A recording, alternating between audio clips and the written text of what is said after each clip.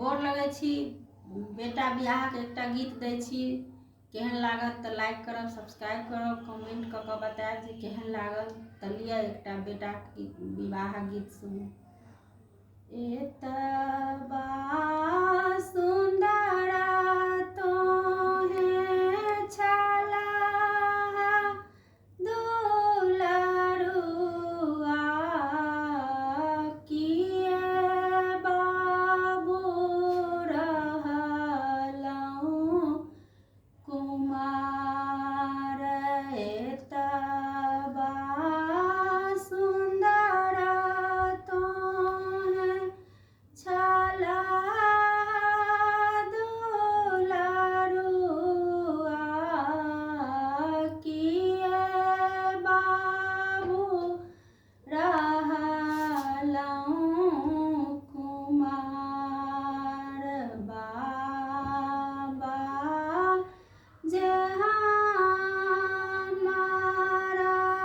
दरहे दे मनिया, चाचा हमर जिमीदार।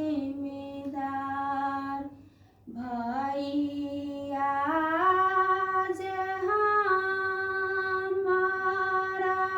जीरा के लादनिया,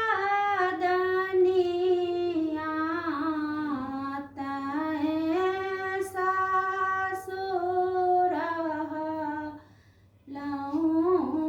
कुमार। बाबा जे छोड़लनि दरहे दे मनिया, चाचा छोड़ल जिमीदार। भैया जे छोड़लनि जीरा के लादनिया, बे सासु होए तबिया।